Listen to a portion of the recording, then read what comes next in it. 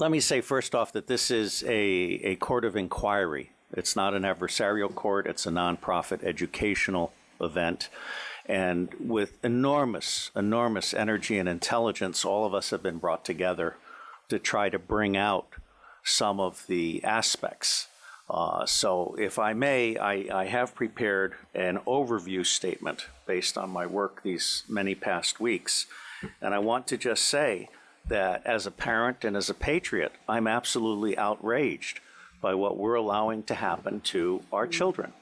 Humanity is judged on how you treat the weakest member of the society.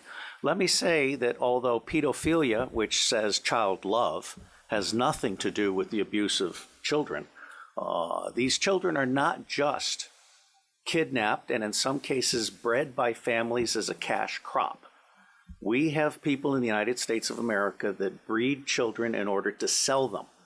And when they are sold, they come without birth certificates, which means it's easier to kill them and have no one ask where they are. We're also importing children by the plane load. Again, children who have no documentation. It's not just child slavery or child sex abuse.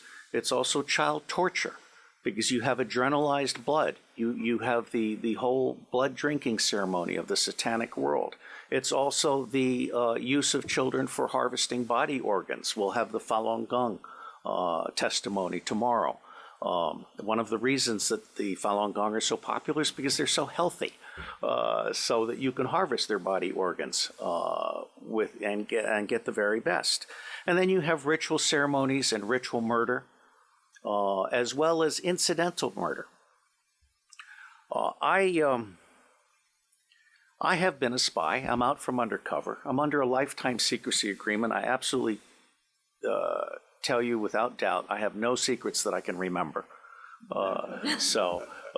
If when I go to Iran soon, they can torture me, there's nothing there for them to get.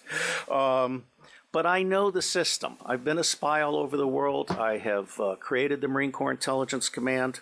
I have trained intelligence and law enforcement representatives, over 8,000 of them from across 66 countries. They are all, without exception, good people trapped in a bad system. And one of the most wonderful things that this court could achieve, now that we've had Pizzagate, for example, which opened people's mind, is we could achieve an opening of the public mind and an absolute imperative from the public to governments, including the U.S. government, which I think is the center of gravity in so many ways.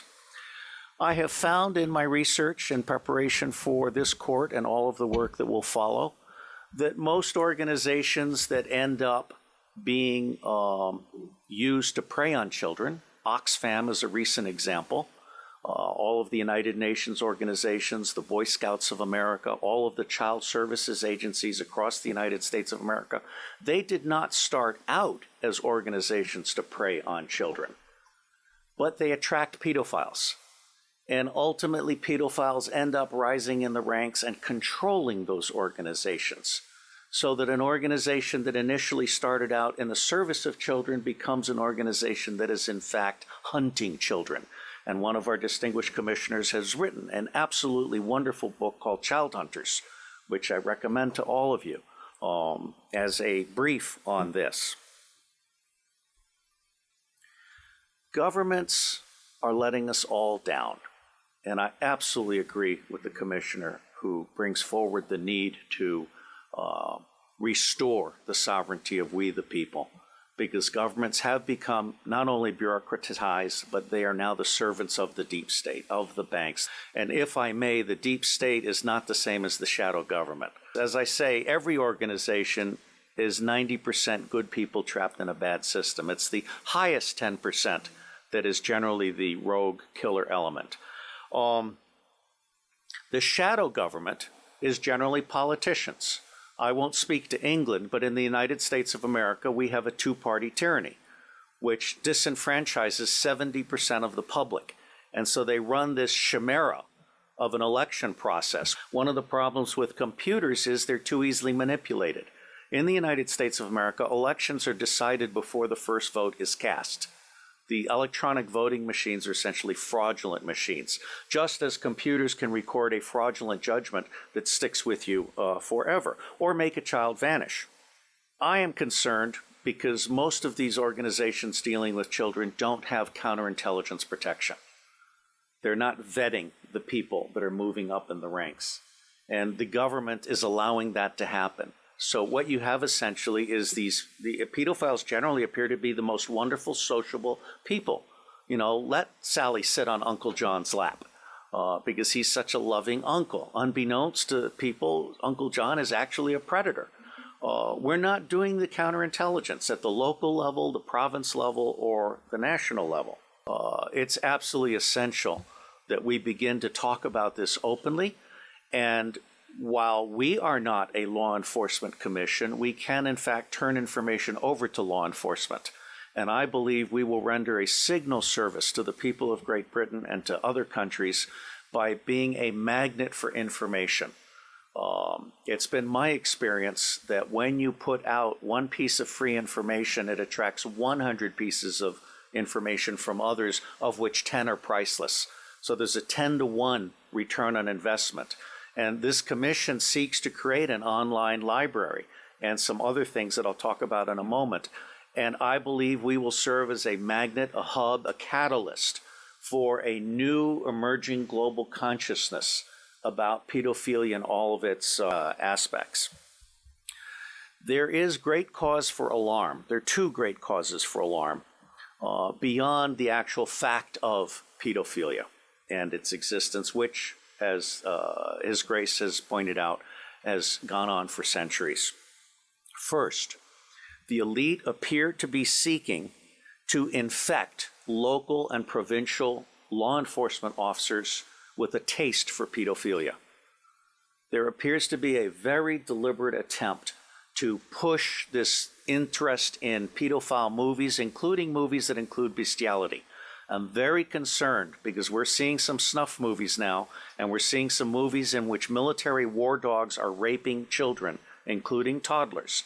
And these movies may have come out of the American occupation of Afghanistan and the boredom of U.S. Army and Marine Corps troops, where in Afghanistan, pedophilia is common.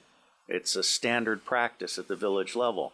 But military war dogs plus common pedophilia and video cameras, which every U.S. soldier and Marine has, is a very, very toxic combination. And I'm seeing direct evidence that that is one of the most horrible things that's come out of Afghanistan in recent years. Now, let me also tell you that we have a second concern, and the witness has really most magnificently outlined asset stripping. The core message from this asset stripping is that the same machine that strips children from families strips wealth from those who are being preyed upon. Not just whistleblowers, but, as we'll hear on Wednesday, husbands stupid enough to try and hide their money by moving it offshore so that they don't have to share with their wife. What husbands do when they turn over their money to intermediaries who are part of this system is mark themselves as a target. They might as well paint a target on their forehead because they have now become prey for a system that recognizes people who are asking to be made destitute. Now, it's not my working assumption, but the working assumption yet to be proven that the totality of the children disappearing worldwide is toward 8 million people, toward 8 million children. In the United States of America, the acknowledged number, not counting the children being bred without birth certificates, not counting the children being imported without documentation, is between 600 and 800,000 a year. Now imagine Africa and East Asia and all these other locations. I personally believe that the number we want to try to document is rising well beyond the official figures, and we have yet to learn what the actual number is, okay? The other working assumption is how long do these children survive within this system? What I am hearing from the witnesses that I've talked to is 2 years. It may be longer. It may be 4 years, it may be 6 years, but by and large, these children are so abused. I mean, we're talking rapes by the hour and so forth, that they reach their expiration date within 2 years. And then they're murdered with impunity, or they're ritually murdered if that's what they've been bred for. So I think we need to document this. No one else has done this before in a systematic manner. This commission is rendering a signal service by seeking to do an overall view in the public interest. This will be a massive, massive undertaking. And while the preliminary attempt is to do a 6-month to 9-month endeavor, subject to funding availability and the availability of witnesses and also prisoners, there are a number of prisoners who can be debriefed, who, when properly debriefed by specialists, can really give a deeper understanding that has not been achieved by existing law enforcement and other agencies, because they simply treat these people when they catch them, in those rare instances when they catch them, as disposable goods to be thrown into prison and forgotten about. And tomorrow we will have some expert testimony from one of our commissioners who can speak to this far, far better than I. William Binney is my counterpart. He is for NSA what I am to CIA, which is to say, he is saying, as I am saying, that we can delete 70% of our respective organizations and put the other 30% to work. But Binney is also the author of Thin Thread, which is a way of doing deep discovery in unstructured databases and the internet. And so he is prepared to actually help us do pedophilia tracking worldwide. And one of the things that the other technical commission, Stephen Arnold, is very good at is de-anonymizing the internet. This includes every image having a fingerprint. So you can take an image of a child being abused, and you can track that image through the dark web. So there are resources that we can bring to bear in support of this commission's mission. My favorite technical commission is Arno Reuser from the Netherlands, who is a master librarian. He is so good that when the Dutch intelligence community realized it didn't know enough about the world, they recruited him to create the Open Source Intelligence Center for Dutch intelligence. And as with the endeavors that I helped create in the United States, and in fact for Scotland Yard, very quickly people found out that they could get 40 to 60% of what they knew very cheaply using open sources of information. That's not what government intelligence agencies do today. They want to spend as much money as possible in the riskiest way possible on the most expensive way possible. They're not actually there to do decision support or answer questions. So I believe that Arno Reuser is capable of creating the world's first digital library on pedophilia. And this would be a multilingual library to include local dialects. And it would be a library that would then end up being what we call a magnet for walk-ins. We want to have a very professional ingestion system so that people can volunteer to provide expert witness to the thing, or they can volunteer to offer up their papers. There are a number of pedophiles now who are actually ready to turn over their diaries. All right, so I think we're actually doing something really, really huge. My final comment. The center of gravity for taking down the deep state. Pedophilia is both the induction glue. Pedophilia is how the deep state recruits and controls people.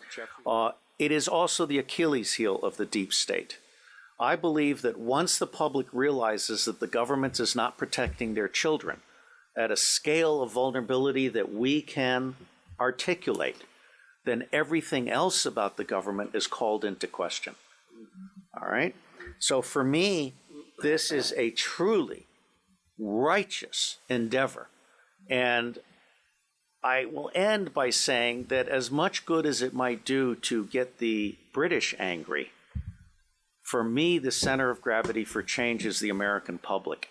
Because if you can get the American public angry, we will stop supporting dictators overseas. We will close all of our military bases overseas. I am on record as a former CIA operations officer saying that our 1,000 bases overseas are not there for national defense. They're there to serve as lily pads for the smuggling of guns, gold, cash, drugs, and small children.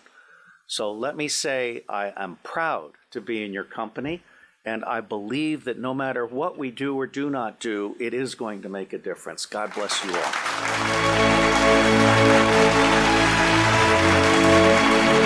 all.